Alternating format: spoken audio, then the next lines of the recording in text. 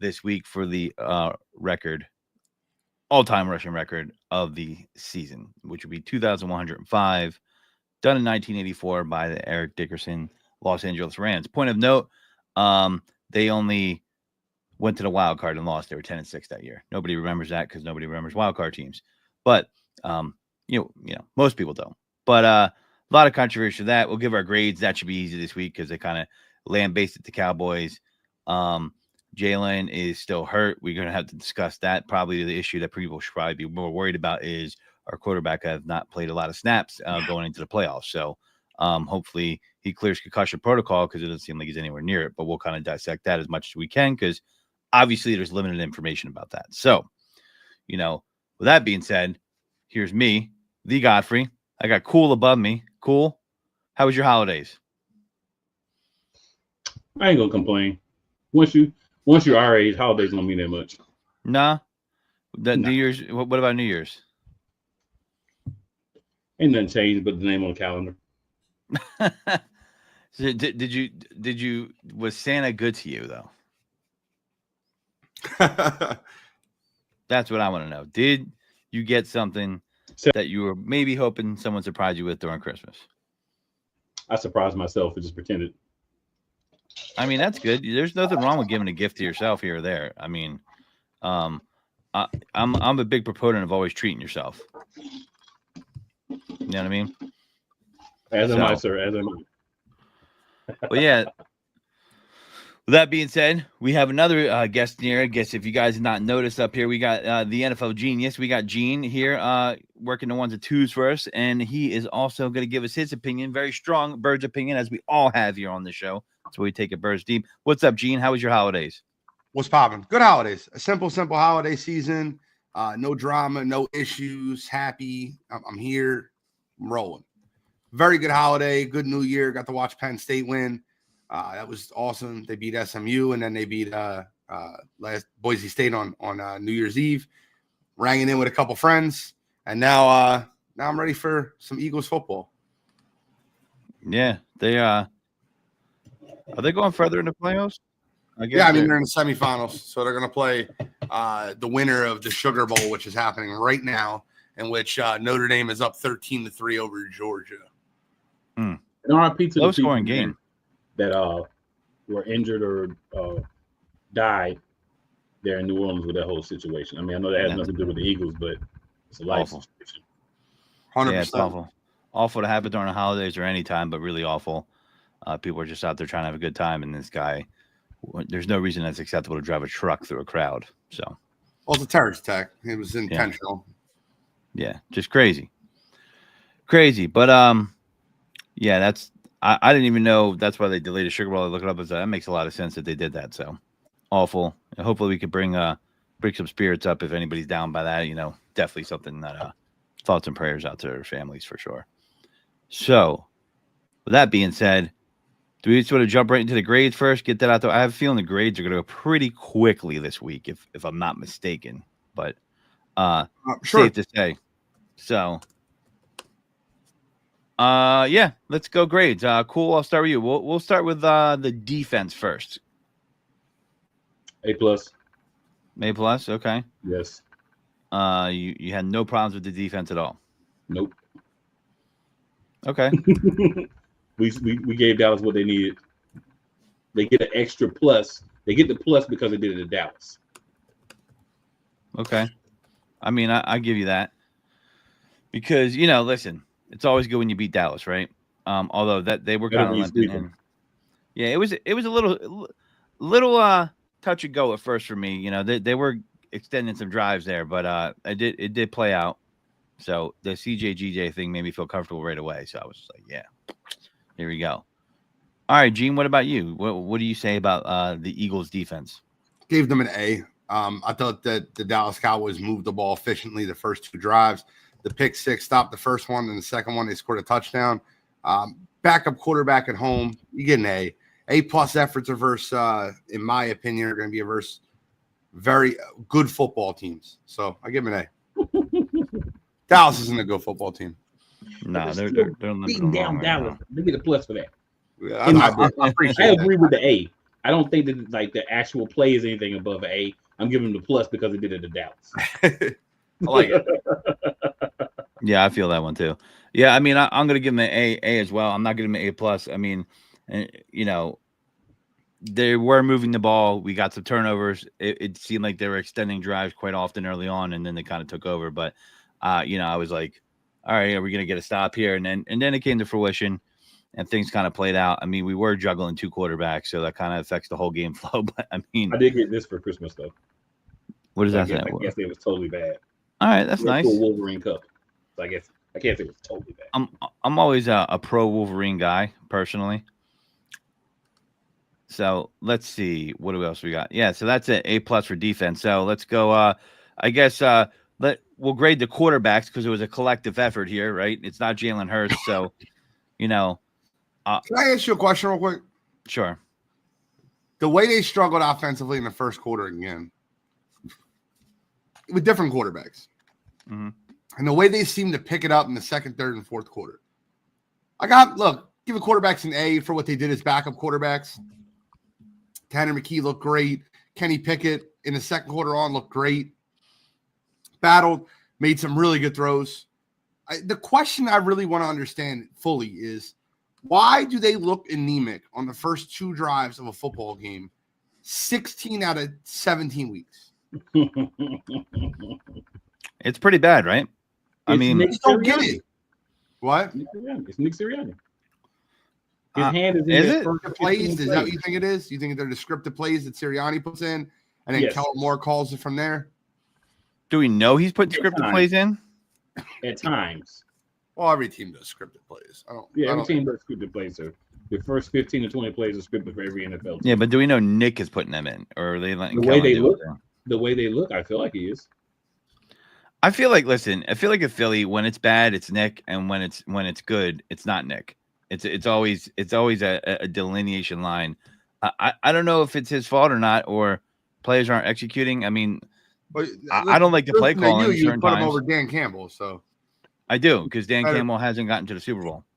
So that's all being a prisoner of the moment. Yeah, everybody loves Dan Campbell right now. Let's see what he does in the playoffs, because he's gonna have a chance to do it. Yeah, number 1 seed. Well, I'm sorry, he has to win. He has to win this week. But I'm pretty sure the shine will come off that turd if he makes a crappy call, and then it'll become Sirianni asking Philly eyes if he goes all the way down to the 5th because they don't beat the Vikings this week. So we'll see what happens. But I'm still standing by that. you stood right on that Stafford train until he won that Super Bowl. So I guess Yeah, you'll stand on this one. I definitely will. But Stafford also was the only quarterback to win a Super Bowl and lead the league in interceptions. Did he win a So, Super Bowl? He did. Did you admit you're wrong?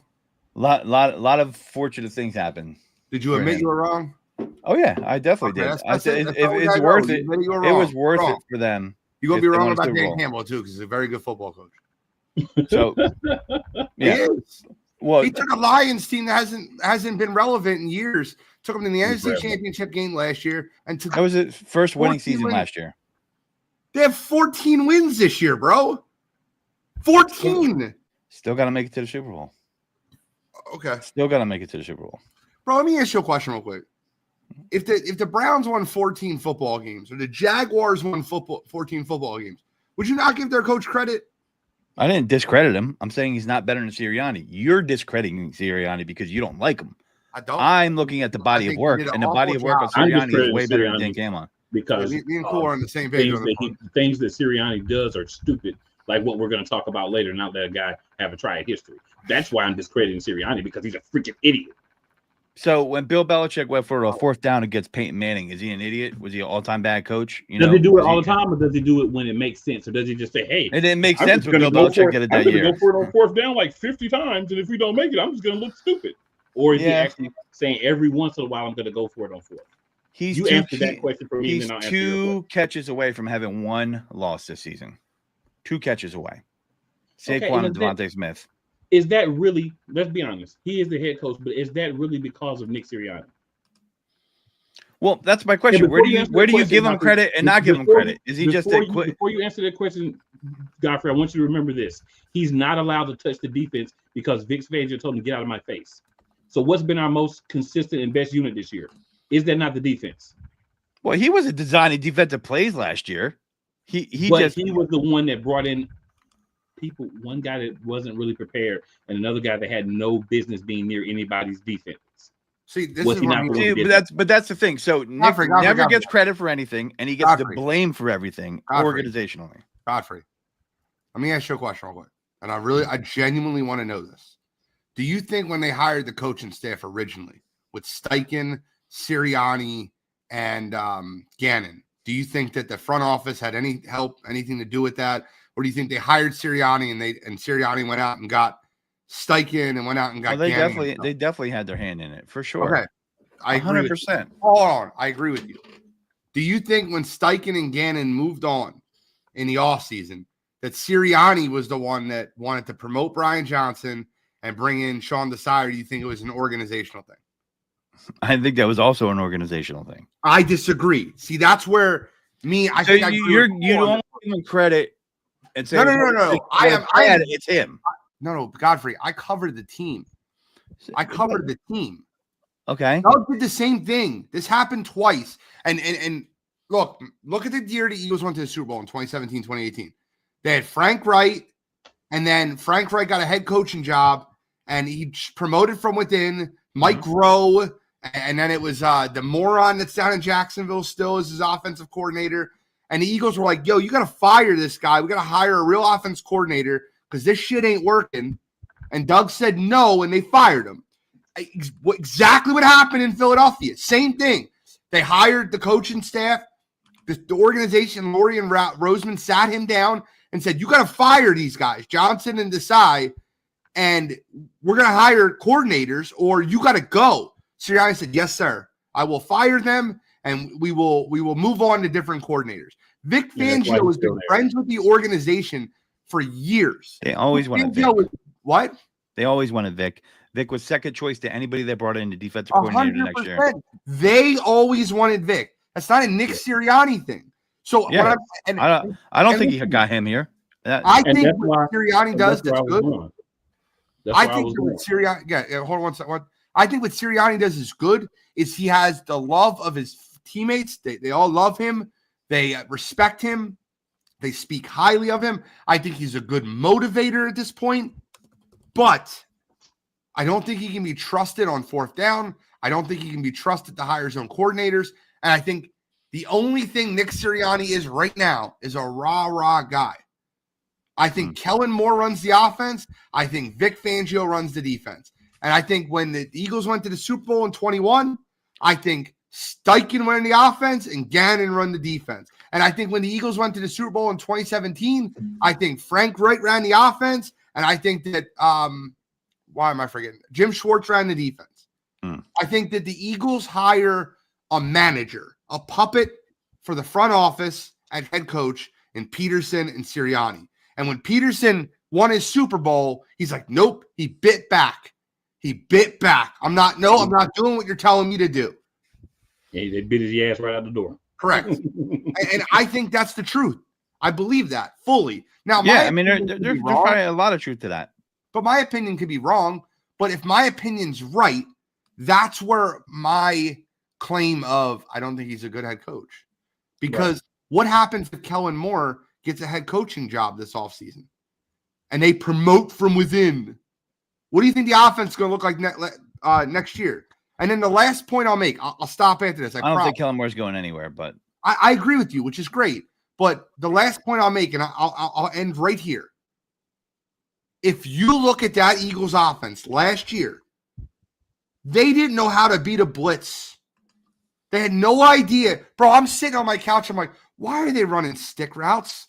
They're running one-cut routes against the blitz. It allows the corners to press. I don't understand how any logical – bro, I've talked to Mike Quick. I talked to Seth Joyner. I've had dinner with Mike Quick. Sat down. He said it's the worst coaching performance he has ever seen last year.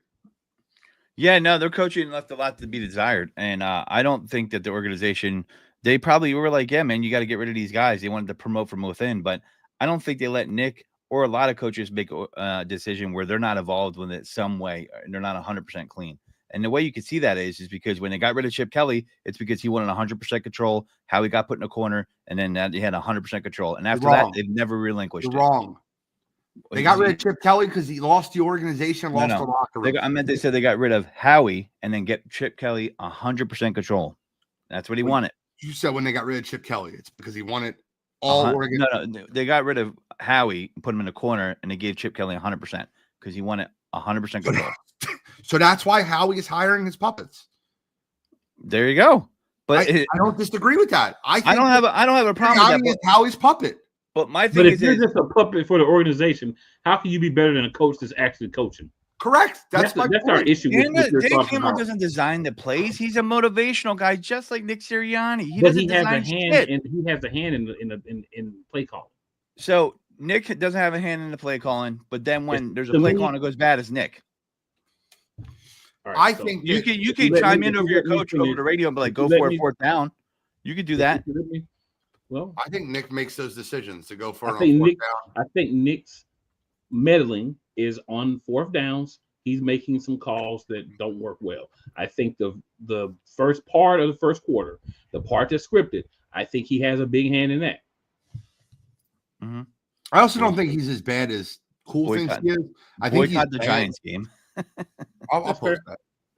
Boycott the Giants game. The Eagles are not penciled into the Super Bowl. Give the fans what they deserve. We'll talk about that. Sorry, I need to get that off my chest, Godfrey. I need to get it off my chest. Yeah.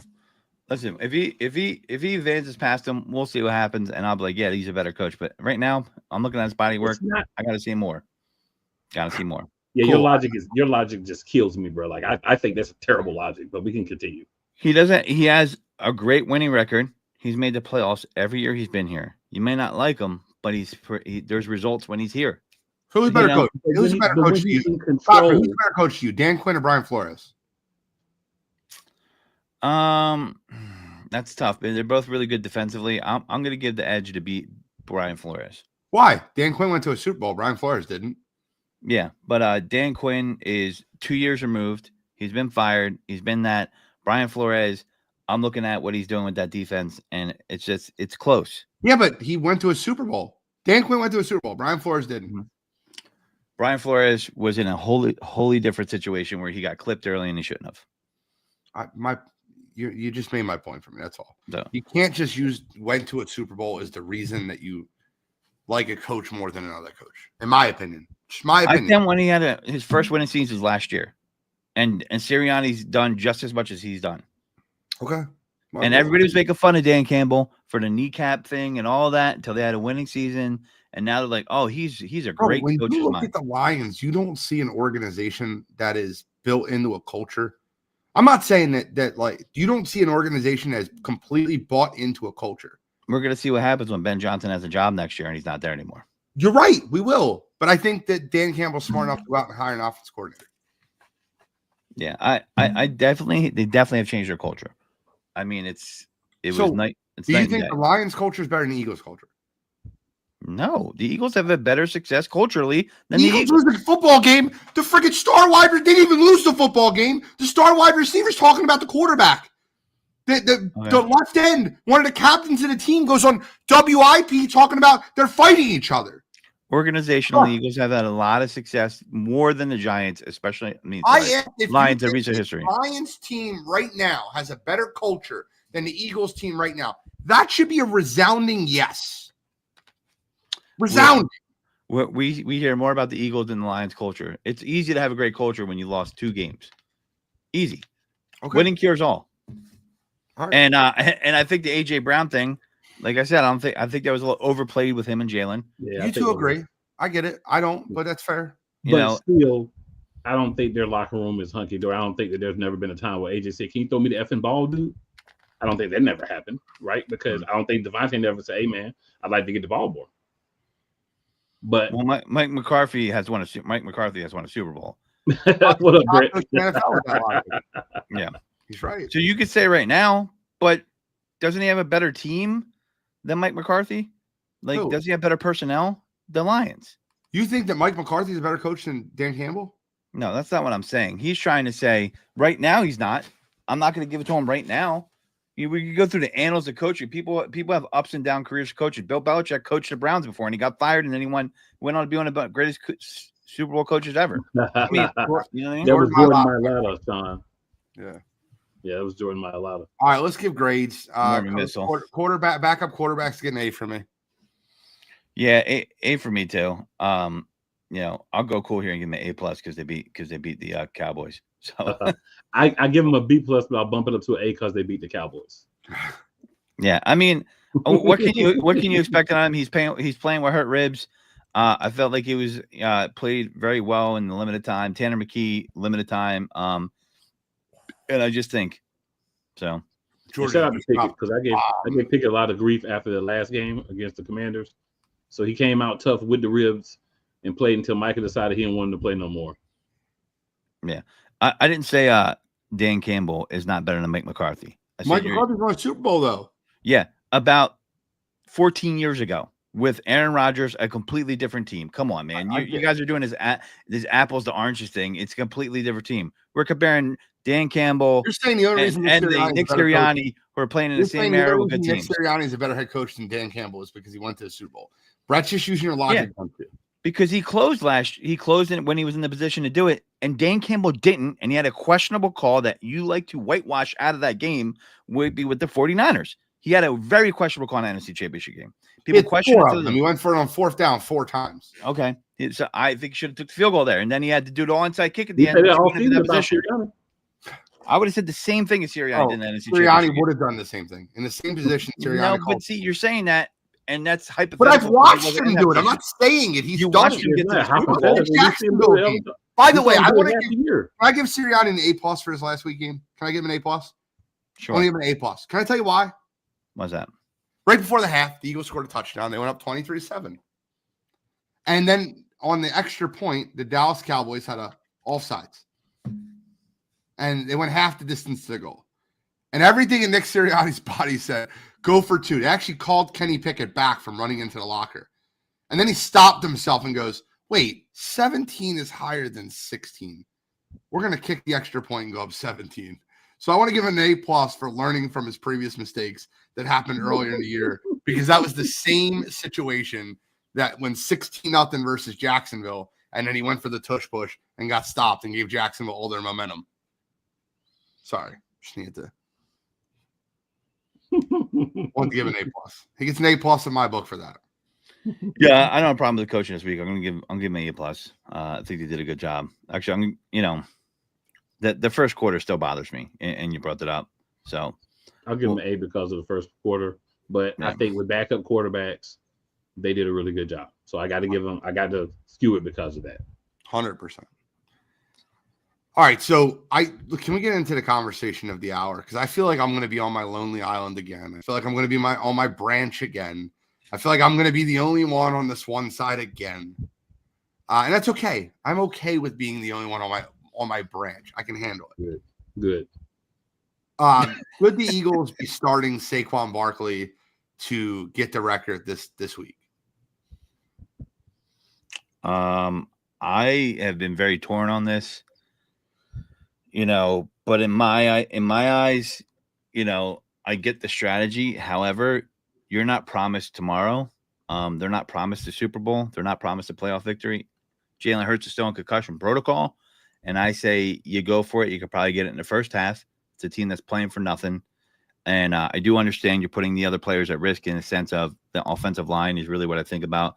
There's no data really to say resting players does well. There is times where you've seen people rest players and they don't play and then they come out cold. So I'm concerned about 12 snaps for my quarterback in the last 2 to 3 weeks. So, him being on the bench because he's recovered from a concussion. So to me, you're not promised tomorrow.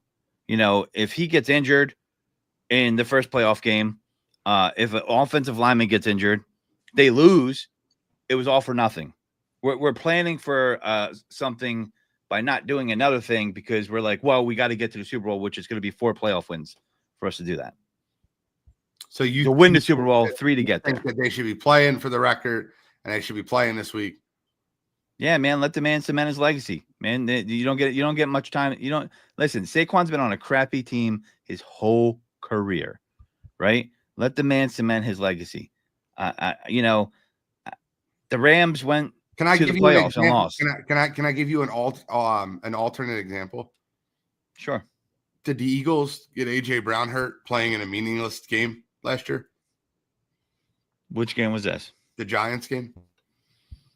Um, They'd already lost the division. They actually pulled their starters at halftime. Did AJ Brown get hurt in a meaningless football game last year versus New York? yeah, I mean, not play in the playoff game. yeah, that was a problem for sure. Hold on. If the thing was, does Saquon Barkley want to play and go for the record, and that was the only thing, it's like, hey, like we need to get him like 6 carries and 15 yards, and he could suit up and play behind a backup offensive line, But you're comparing a meaningless Giants game to a meaningful game now because it's the a records meaningless online. football game in the grand scheme of things. Now, what you're saying is it's meaningful because of an NFL record. Yep. And everything that Saquon Barkley has shown you and everything that he has done has shown you just how unselfish of a player he is. Now, I understand. I heard his press conference. I heard him say it might not ever get this opportunity again. I understand that he wants to go for it. He's a player. He should want to go for the record. I would feel weird if he didn't want to go for the record. But it's not just play one football player to get him the record. If it was a wide receiver and it was a receiving yards record, you could play him with all the backups and it would be, okay, we can get this. It's a running back that needs to get 100 yards behind either a backup offensive line or you have to play everyone to try to get that record and risk injury. If you don't play AJ Brown and you don't play Devontae Smith and you don't play that offensive line, the Giants, first of all, can we all agree that the ownership and the general manager of the Giants are telling Brian Daboll, you better not let him get that friggin' record versus us? Would you not agree that the Giants' game plan going into the game, if the Eagles played Saquon Barkley, would be to make sure he doesn't get that record? He could say that, but he don't have that locker room. Those players don't want to play. Could you agree that would be the message coming from the ownership and the general manager? Sure, just like it was a message of, I really hate to see Saquon be an Eagle from the owner, and it happened anyway. My point being is they're going to load the box. They're going to hit him hard. They're going to do what they can to stop him from getting the yardage. They're going to make sure that they try to stop him. If the Eagles' whole team played, yeah, I think he'd get over 100 yards. And I think but for you to say, oh, you just get in the first half and they wouldn't try, they would just let him in the end zone. Like, I don't agree with that. I didn't say all that. I don't think they have anything to play for. They didn't have anything to play for last week. They put up 45 points versus the Colts, who were in the playoff run. Yep. Yeah. And a Colts team that is a whole nother story. But they didn't have anything to play for, Godfrey, and the Colts did. Mm-hmm. So the Colts aren't nearly as good as the Eagles. Bro, I agree. But I 100% get your logic.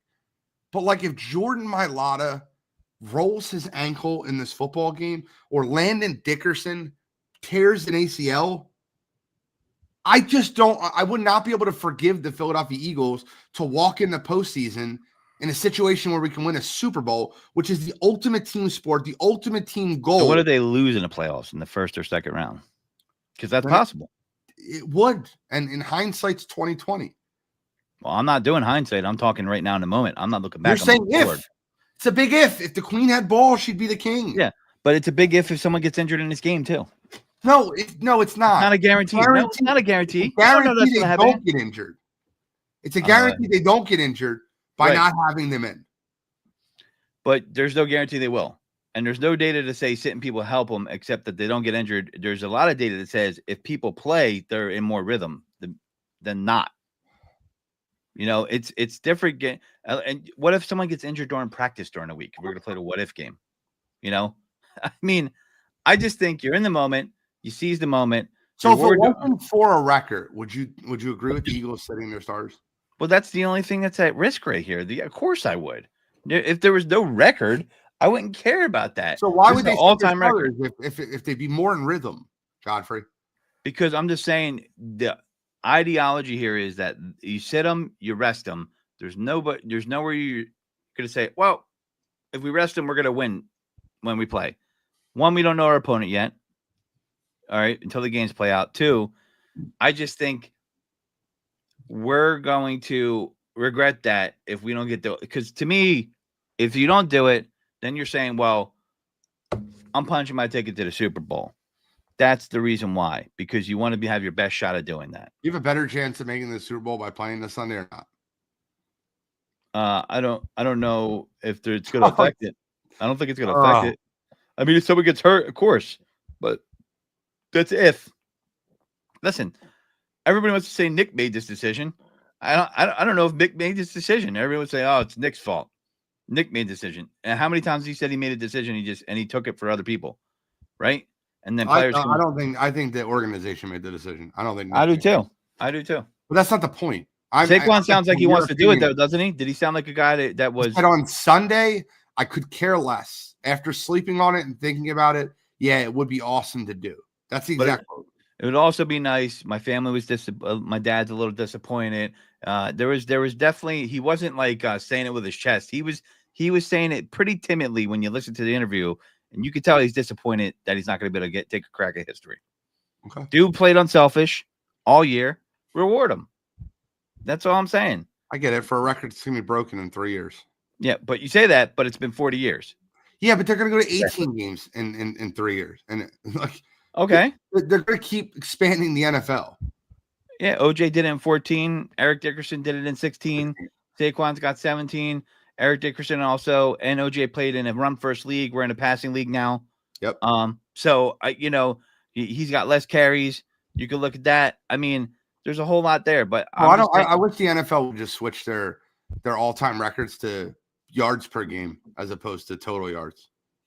I mean, the devil's in the details. Listen, he gave up NBA record points per game. My thing is, I thought they weren't too concerned with the record before all this conversation happened and Nick Sirianni made a decision, because they could have put Saquon in to end that Dallas Cowboys game, probably chopped off another 50 yards they wanted. They were laying down for him. They could have literally made that decision. Right. I know he had 31 carries at that point too, though. Right. So if we're making the argument which some people are trying to make, and I just let y'all talk because I wanted to hear what y'all had to say. If we're making the argument that, oh, we don't want to play Saquon this week because we don't want him to get hurt, would you agree that he had a better chance of getting hurt after already running 31 times, getting another 10 carries or so, than he would line fresh? And this is a guy who multiple times has ran for 100 yards in a quarter. Just did it 2 weeks ago against the Commanders. Yeah. Even when Hurts got hurt early in the game, he still ran for 100 yards in the first quarter, 109 yards actually. So my take on this whole situation would be, why not give him a quarter? Why not give him a half? See what he can do. If he doesn't get it in, hey, Saquon, we're going to put you out there either for a quarter or for a half. If you can get it, cool. If not, we're taking you out, because that gives him the opportunity. I don't think you give him a whole game, because I think that's just asinine. But I think you want the starters to play. And by the way, all this talk about Jalen Hurts, from my research, the reason he hasn't cleared protocol yet is because he had to practice. Yep. And they're not allowing him to practice. So they're essentially using this as a crutch to not play him, which is bull spit. And they didn't practice over the New Year. You're right. No, but I'm saying he could have played this past week if he had his practice once. And they never put him out there. They never allowed him to go to practice. If he can't come to practice, he can't play. That's the last step. He's been on step 5 since that game that he got hurt in. Step 5, the last thing to clear is go to practice. Man, I'm sure I sure hope you're right, because I don't want to see a game without him, playoff game without him. So my thing is, he's already missed essentially 2 games. Why not put the offense out there for a quarter? Let him get some reps. Let him get some throws in, so that he's not going into the playoffs either against the Commanders. So you think you're going to get him cleared and not play the same game and just have him sit out this game since everybody's sitting out anyway? Yes. That's the only reason he didn't get cleared last week, in my opinion. I felt like he could have been cleared because he was already in the last step in the game he got hurt in. But they don't want you to come back in the game if you get hurt in the game. So like you get pulled out for concussion, they don't want you to come back in the game thanks to what happened with Tua Tagovailoa. And it makes sense in that aspect. But my thing is, Saquon deserves the opportunity to go out there and get a quarter or a half and see if he can get the record. I put the offense out for a half. If he can't at that point, then that's when you pull him out. You set a time. If it's halfway through the first quarter, if it's 5 drives, whatever you set, you say, hey, this is the amount of time we're going to give you. We're going to give you opportunities. We're going to put you out there with the starters. We're going to give you this amount of time. There's no difference in that than saying he should have went in and got more snaps in the fourth quarter in the game against Dallas. This is not a guy we want to have 40, 45 carries in a game, right? I mean, I know I don't, because I want to limit his touches. I want to keep him fresh. I want to give the offensive line. I want to give the offensive line a complete week off and let their legs and bodies heal. Okay, but I want to also, when you're doing all those things, you're taking them out of their weekly routine, because now instead of getting ready for a game, instead of warming up, instead of being there on the game day, they're sitting on the side in their clothes. So now they come back the next week and they're no longer in that same routine that they've been in since week 5. So there is that aspect as well. And there's no guarantee that you sit them out a week that somebody doesn't get hurt the first play that they play, or just like Jalen Hurts did very early in the game in the playoffs. So I say play them a little bit, let them keep their same rhythm, let them keep their same reps, let them keep everything going. Just play them a little bit and then pull them out like a quarter. And I get that. The reason that the last time this Eagles team came off a bye week, they rattled off 10 straight wins. So coming off a bye week this week, which is essentially a bye week, I just hope they rattle off 4. Well, not for nothing, Saquon has beaten Eric Dickerson's scrimmage from yards. He has more than him. Nobody cares about that. Yeah, it's through 16 games. But I'm just saying it's a different game. So, he wasn't really getting catches. I don't even know if Eric Dickerson was good at really catching. Saquon should get the opportunity, I think, for a little bit. I don't think a half or more than a half. I think the half should be the very limit. And I don't think you probably keep him out there that whole time. But as a dynamic as Saquon is, he busts off a couple of runs, he could be there, right? He could bust off a 40, 50-yard run, bust off a couple of 10-yard runs, and be there. And, I mean, you always run the risk of getting hurt. I hate we don't want to play anybody a whole game so they won't get hurt. But we don't care about the fact that we're taking them out of rhythm when they've only lost 1 game since they came back from the bye. So this is a team that's in a rhythm of playing. Yeah, I don't like them coming off. If Jalen wasn't hurt, we're having a different discussion. And in fact, if Jalen wasn't hurt, Saquon probably already has a record. Yeah, I was just going to say that. If he might have already broke the record because he was boat racing the Commanders, and then that completely changed the dynamic of the game. EJ says Patriots went for the perfect season. Of course they did. If you're 15-0 and you're knocking on the door, you're going to go for the perfect season. I mean, well, that was a question, by the way. And by the way, it didn't really hurt them because they didn't lose anybody due to injury that game. But they ran into the Angels in the outfield in that Super Bowl. Well, he took the pass down and put it in David Tyree's hand. But Godfrey, what he's saying was criticized. People in New England wanted them to sit their starters week 16. They had everything locked up. Mm-hmm. I remember. The difference between that team and the Philadelphia Eagles is that team went into a bye week the next week. So they would have been sitting for 2 full weeks. Whereas the Eagles will be playing next weekend. Yeah, I mean, listen, if anybody gets hurt next week, they're going to be like, oh, damn. And if they get hurt in the playoffs, so it will be questioned. I'm not completely upset if the Eagles arrested their players. I just think you should definitely have your team being a little bit of rhythm going into a game the next week and your quarterback hasn't been playing. That's one thing that I've been more concerned about overall outside of Saquon's record is Jalen Hurts not playing, coming in cold with rust on, with our already anemic first quarter that we're used to with this team all season long, right? So we want a guy to get to a fast start and hit above the weight that our offense hasn't been hitting in the first quarter, hasn't played in 3 weeks. So hopefully he does clear. And you're right, because they should treat it like a preseason game. Then if Saquon's not going to get the record, okay, let's get a couple starters out there, dress them, have some series, something like that. You know what I mean? But then if someone gets hurt, they're going to kill the coaches in an organization. So they're damned if they do and they're damned if they don't. You know what I mean? I just feel like you don't have this chance often. And people say, the record will get broken, and maybe it will. But I mean, we've seen people come close and not make it several times. Your cleats and everything automatically go to the Hall of Fame if you break a record.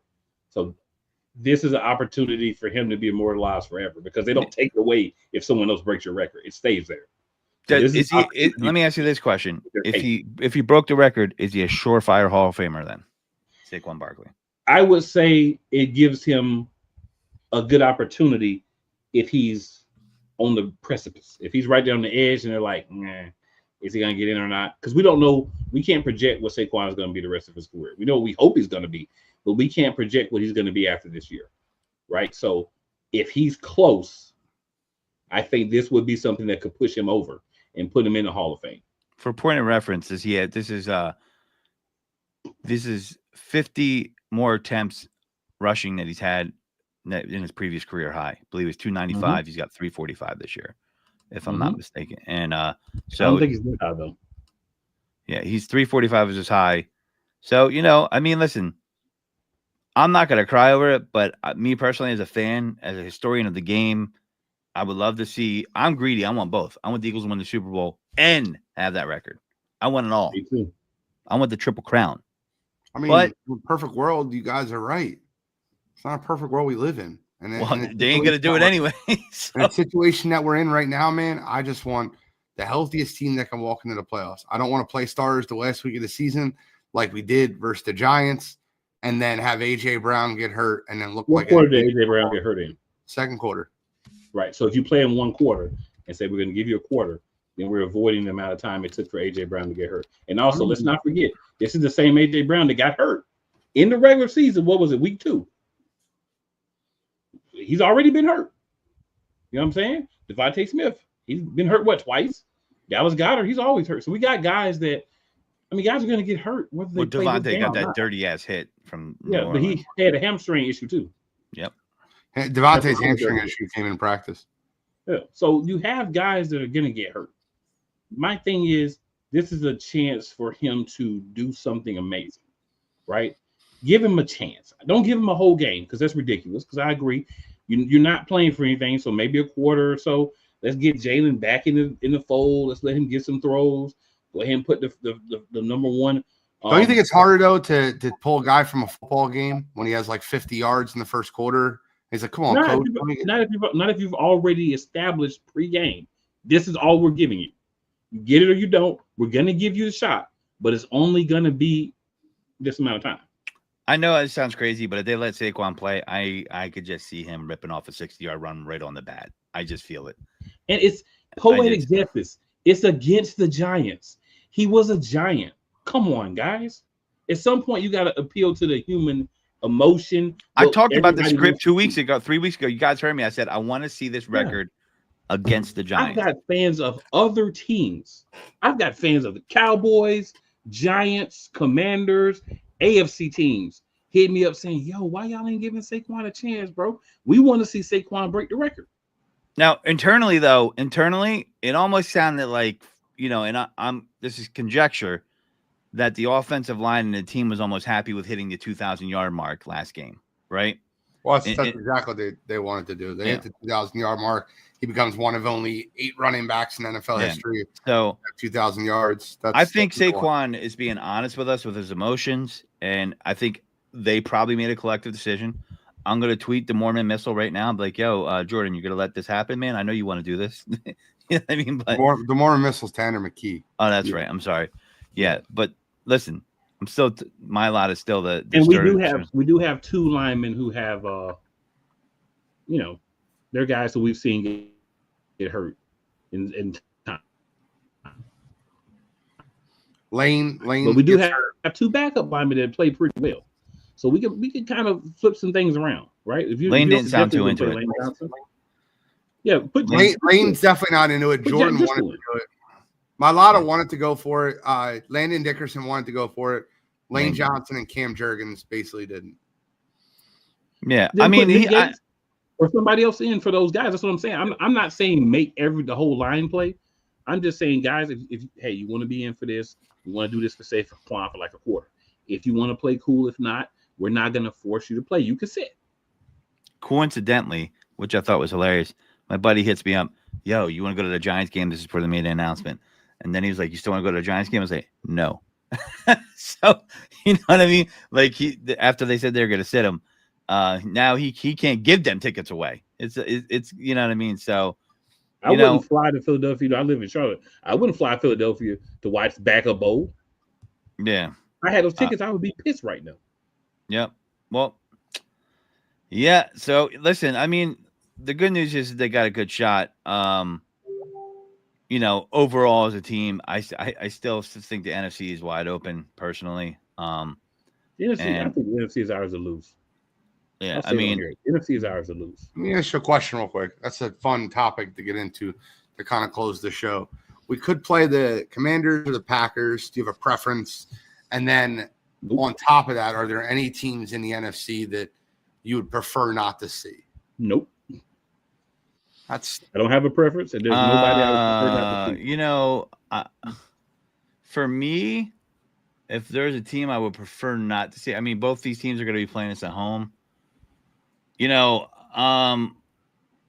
Man, I just feel like they could beat the Commanders.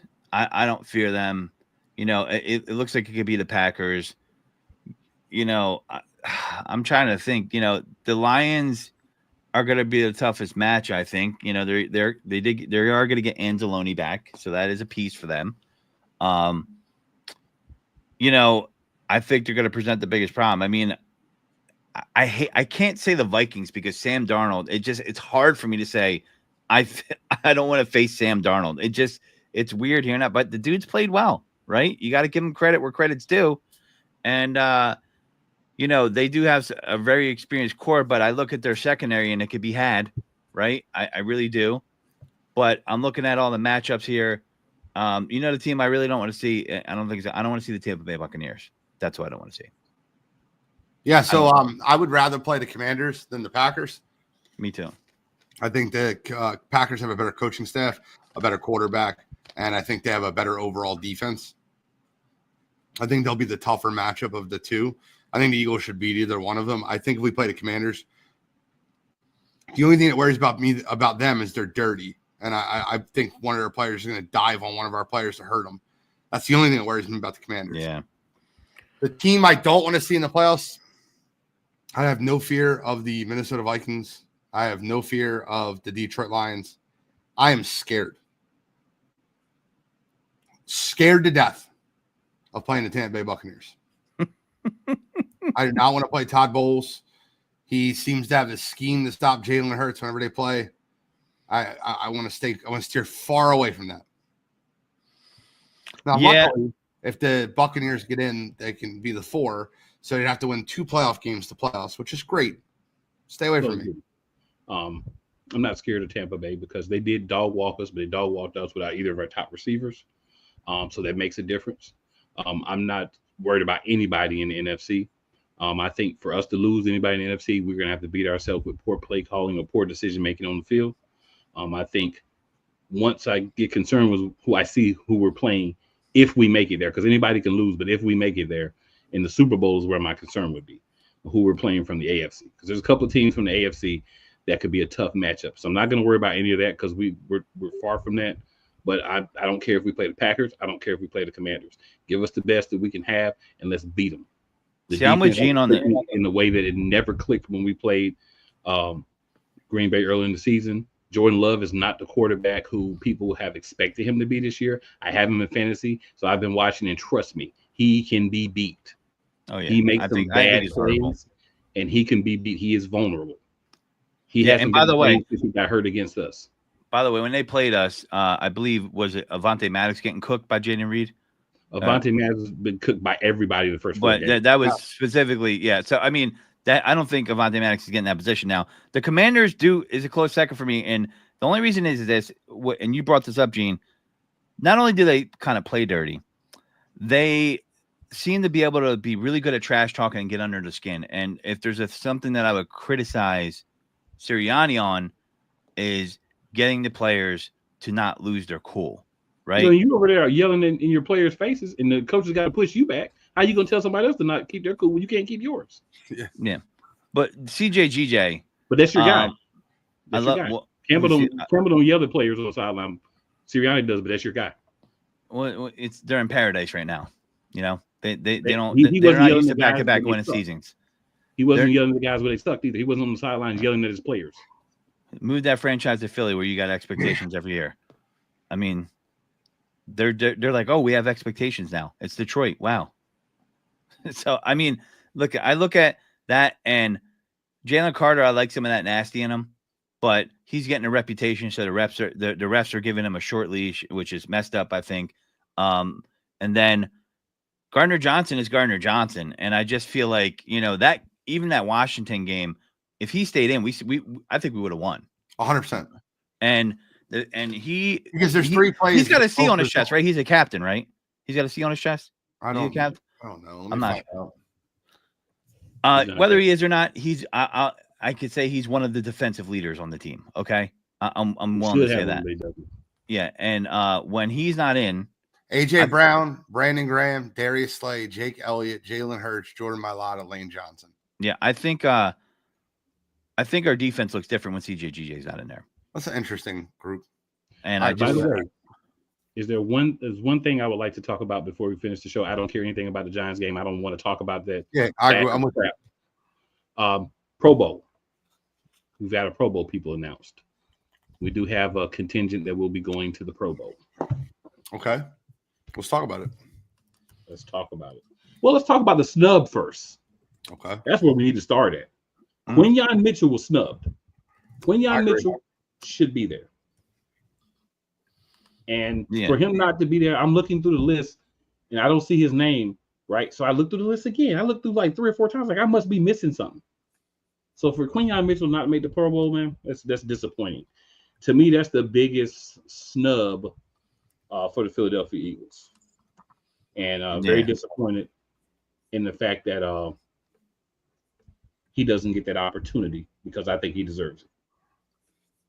Now, the actual rosters here, I guess we just talk about the NFC. We don't really care about the AFC, right? Yeah, I have them right in front of me. Yeah, I do too. Well, you can go ahead if you want. Ragnow starting at center. Cam Jurgens got the backup role. Landon Dickerson starting at left guard. Lane Johnson starting at right tackle. Penei Sewell, actually Lane and Penei Sewell are both right tackles. I don't know how they're going to handle that. They're both listed as starter, but Jalen Carter is the starting defensive interior lineman. Fred Warner is starting at middle linebacker over Zach Bond. And at cornerback. But Zach Bond didn't make it. Zach Bond made it, yeah. Yeah. The Eagles that made it are Saquon Barkley, starter. Zach Bond, backup. Jalen Carter, starter. Landon Dickerson, starter. Lane Johnson, starter. And Cam Jurgens, backup. And you could make the argument that A.J. Brown should be in over Terry McLaurin at wide receiver too. You can make that argument. Yep. I think that when you look at just the overall, J.C. Horn making it over Quinyon Mitchell is a little insane to me. Devin Witherspoon making over Quinyon. Devin Witherspoon's an absolute stud, bro. Still with me.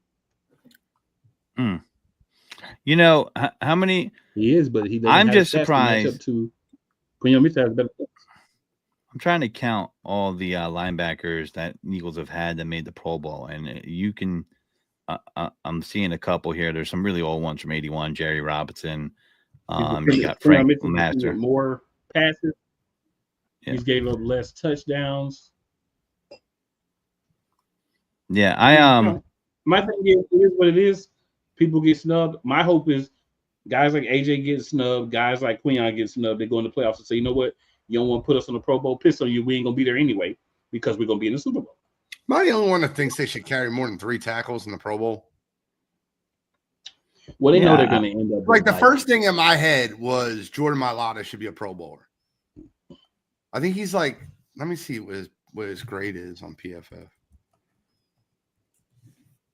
I think he's like the top graded left tackle in football.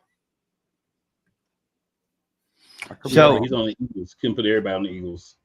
No, I understand, but Jordan Mailata that's a snub. It's that kind of BS. Do you know what the last? I mean, this should be easy. Last Eagles linebacker to make a Pro Bowl. Nothing. Jeremiah Trotter. Probably. Yes. 05. Yeah. I'm just making sure. Jordan Mailata is the #1 PFF ranked offensive tackle in football. Mm-hmm. #1 by a lot. It's not close. Yeah, they should carry some.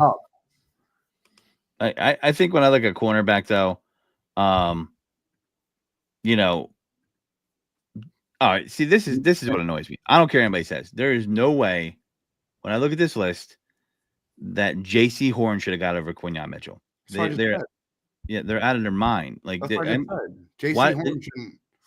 what is that a Quinyon selection? Mitchell is not thing? even in the top 10 snubs according to the NFL.com, but Cooper DeJean is number 10, but Quinyon Mitchell's not in there. Cooper DeJean's listed as they do a lot with PFF, and I think they do too much with it. If I'm being honest with you, I use PFF, but I don't use it for everything. It's like a way I can look at things and just see, okay, like plays, like PFF does a very good job at grading how you make a play when you're not in the play, right? So like if there's a pass on the right side of the field, and it's thrown on Slay's side, they'll grade how Quinyon Mitchell played against that wide receiver.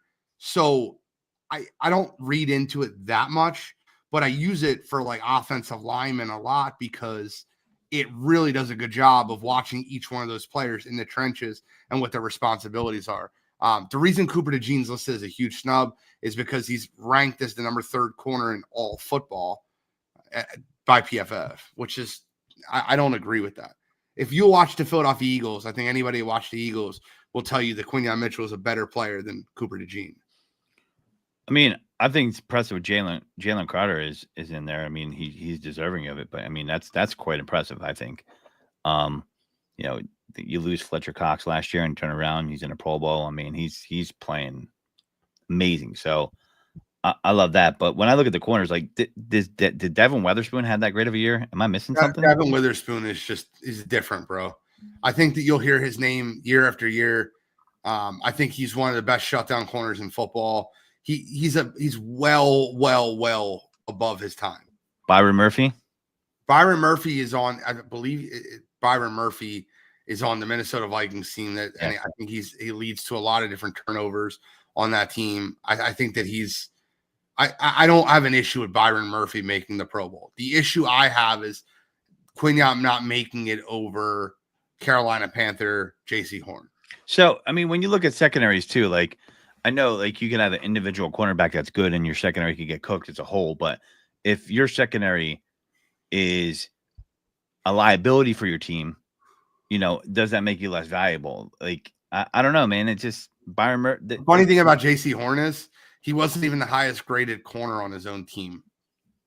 Well, Quinyon Mitchell isn't either, so that makes. I feel like he got selected at, you know, is like a homage to baseball. We got to get one person in there from their team or something. I don't know what the hell that's about. It doesn't make any sense to me. Fantasy football wise, you were not afraid to start someone against J.C. Horn.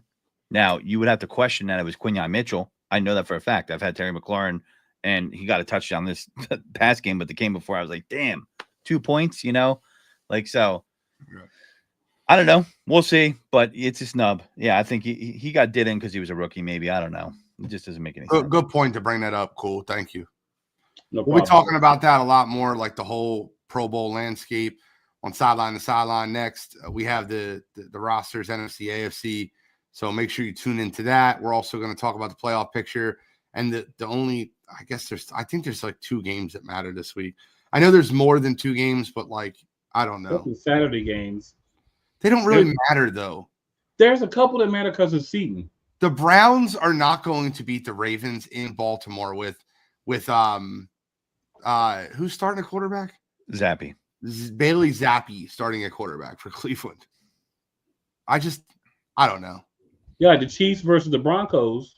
That game matters, but if the Broncos can't beat the Chiefs backups, they don't deserve to be in the playoffs. But I mean, you got to see if they can do it. You know what I'm saying? Because the referees might help the backups too. You got to see. I'm just saying. Listen, any final thoughts? Minnesota and the Lions, of course, but then you got to look at the Bucks against the Saints and the Falcons against the Panthers because, you know, if the Bucks can't beat Spencer Rattler, they also don't deserve to be in the playoffs. The Falcons can't beat. Yeah, Bengals Steelers is another one, bro. The Steelers are still in the playoffs if they lose. They're not going to win the division regardless. The reason they put the game on Saturday is so that I'm not. Well, if the Dolphins lose, I think the Bengals are in, right? No, the Dolphins have to lose and the Broncos have to lose. We'll talk about it more in the next show. Any final thoughts, guys? 7:00. No, then enjoy it. You know, and listen, Saquon had a great season. Giants fans, you're counterfeit green. I'm on 2,000 yards, even if he doesn't break the record. Damn. If you tune in tomorrow night for Wire to Wire, we have our award show. So moron of the year or dummy of the year, Joe Shane is listed as one of the nominees. I'll give you a little spoiler. He is a big dummy. Oh, it's a huge dummy. And a Fred Sanford Big dummy. sense. Yeah. Cool. Any final thoughts, man? Excited for the playoffs. No football to watch this week, so I'll make some money instead. I'm with it. Godfrey, close us out, brother. All right, guys, listen, you know the drill. You know where to find us. You see all the links. Google us. We're easy to find. And this is the Godfrey, Cool, and Gene. Not saying goodbye, just saying take a birds deep. No, did he?